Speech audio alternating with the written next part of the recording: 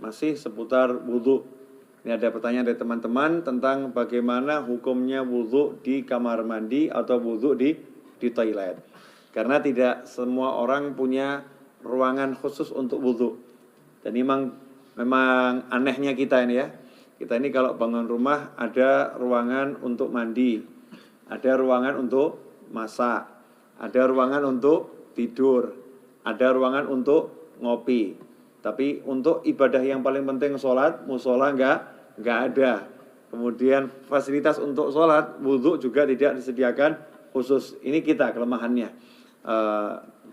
Menyikapi hal itu, maka timbul pertanyaan, kalau wudhunya tidak di ruangan khusus, ya tidak di ruangan khusus untuk wudhu atau enggak punya padasan. Kalau orang Jawa dulu punya padasan ya, gentong yang ada lubangnya di bawah, ditaruh di halaman untuk minum atau untuk wudhu. Kalau nggak punya seperti itu, adanya kamar mandi, adanya toilet, atau ketika di mall atau di pasar, wudhunya tidak di tempat khusus wudhu, tidak di luar ruangan, tapi di dalam toilet, di dalam kamar mandi, atau di dalam WC, kalau bahasa umumnya ya.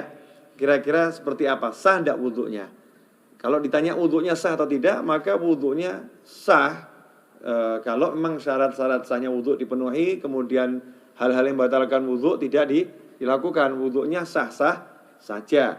Tetapi timbul masalah, orang wudhu itu ada sunnah-sunnah dan ada adab. Di antara sunnah-sunnahnya adalah membaca Bismillahirrahmanirrahim di awal wudhu seperti yang sudah dijelaskan. Kemudian nanti ada doa setelah wudhu. Dan ada adab-adab yang diajarkan oleh para ulama. Ada ulama-ulama yang menyusun doa-doa ketika basuh wajah, doa ketika berkumur, doa ketika membasuh tangan, doa ketika membasuh kaki, seperti yang dijelaskan oleh Imam Ghazali dalam kitabnya Bidayatul Hidayah. Jadi memang doa-doa itu tidak diajarkan Rasulullah SAW, tapi orang diajarkan untuk berdoa kapanpun ya. Apalagi kalau doa ini dari para ulama. Lantas bagaimana kita mau membaca doa di dalam kamar mandi? Atau kita mau membaca Bismillahirrahmanirrahim sedangkan di dalam kamar mandi. Sementara kita ketahui Nabi kita Muhammad SAW mengajarkan agar kita tidak membaca lafzul jalalah, asma Allah, atau ayat-ayat Al-Quran, atau doa-doa di dalam toilet, di dalam kamar mandi. Emang apakah ada sumber hadisnya? Ada. Kita semua tahu baginda Muhammad SAW itu punya cincin. Ya, punya cincin. Khatiman min fiddah, dari perak. Ya, Rasulullah punya cincin dari perak, yang cincin itu fungsinya sekaligus sebagai stempel. Ya, fungsinya sebagai stempel. Dulu Rasulullah SAW tidak punya cincin, tidak punya stempel. Tapi ketika sahabat mengatakan, nih raja-raja yang pembesar-besar non-muslim itu kalau dapat surat, tidak ada stempelnya, tidak mau terima. Ya, mereka tidak akan menerima surat kalau nggak ada stempelnya. Rasul pun mengikuti, kalau begitu buatkan saya stempel. Ya, buatkan saya stempel. Maka dibuatkan stempel, bunyinya Muhammadun Rasulullah. Ya, Muhammadun Rasulullah. Jadi Allahnya paling atas, berupa cincin dari perak. Ketika Rasulullah wafat SAW, setelah wafatnya Rasulullah, cincin itu dipakai oleh Sayyidina Abu Bakar As-Siddiq radhiyallahu anhu. Setelah wafatnya Sayyidina Abu Bakar, dipakai oleh Sayyidina Umar ibn Khattab. Kemudian dipakai oleh Sayyidina Utsman bin Affan radhiyallahu anhu. Nah, ketika dipakai Sayyidina Utsman, cincin itu jatuh ke Bir Aris, ya, sumur Aris. Ya, kemudian tidak ditemukan lagi. Nah, apa dasarnya? Ketika Rasulullah masuk ke khala, ke tempat buang hajat, Rasulullah selalu melepas cincinnya. Jadi ketika masuk ke tempat buang hajat, Rasulullah SAW selalu melepas cincinnya. Karena di cincinnya itu ada tulisan Muhammadun Rasulullah. Kalau membawa tulisan aja tidak dianjurkan, apalagi mengucapkannya. Ya, membawanya aja tidak dianjurkan, apalagi mengucapkannya. Berdasarkan hadis tersebut, yang diriwayatkan oleh Imam Al-Hakim, ya, dalam kitabnya Al-Mustadrak Al-Sahihain. Di situ beliau menyatakan, anna Rasulullah labisa khatiman naksuhu Muhammadur Rasulullah. Fakana idza dakhala al-khala wada'ahu. Kata Al-Hakim dalam kitab Al-Mustadrak, Az-Zuhri menyebutkan bahwasanya Rasulullah SAW punya cincin yang tulisannya adalah Muhammadun Rasulullah. Idza dakhala al-khala wada'ahu. Kalau masuk ke khala, ke toilet, Rasulullah SAW selalu melepaskan cincinnya tersebut.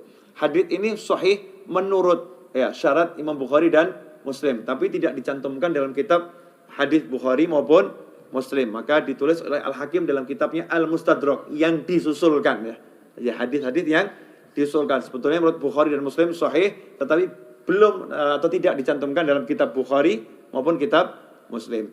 Nah, hadis ini menunjukkan memang kalau masuk kamar mandi jangan bawa tulisan yang mengandung nama Allah atau nama Rasulullah Shallallahu Alaihi Wasallam. Dari sini ulama kemudian mengambil kesimpulan kalau membawa tulisan nggak boleh, apalagi membacanya.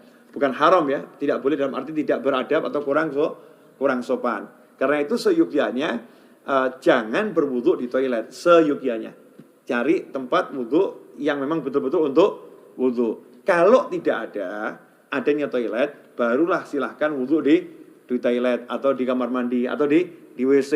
Tapi kalau wudu di kamar mandi, toilet atau WC, jaga adabnya. Apa adabnya itu? Ya satu, jangan membaca asma Allah. Cukup dibaca di dalam hati. Lantas bagaimana dengan doa setelah wudu? Ya doanya dibaca di luar kamar mandi. Jadi selesai wudu langsung keluar baca doa setelah wudu. Atau bismillahnya dibaca di luar dulu. Bismillahirrahmanirrahim, masuk langsung wudu juga. Nah, dengan begitu maka sunnahnya tidak hilang. Tetap bisa melaksanakan sunnah-sunnah yang diajarkan oleh Nabi Muhammad Sallallahu Alaihi Wasallam. InsyaAllah sedikit ini barokah. Dan jangan kemudian jadi jalan justru. Oh berarti wudu di toilet gak apa-apa. Oke deh, kita wudunya di toilet aja ya. Jangan seperti itu. Usahakan wudu di luar toilet agar bisa melaksanakan banyak sunnah. Kalau memang terpaksa baru berwudu di toilet. Wal afu minkum. Wassalamualaikum warahmatullahi wabarakatuh.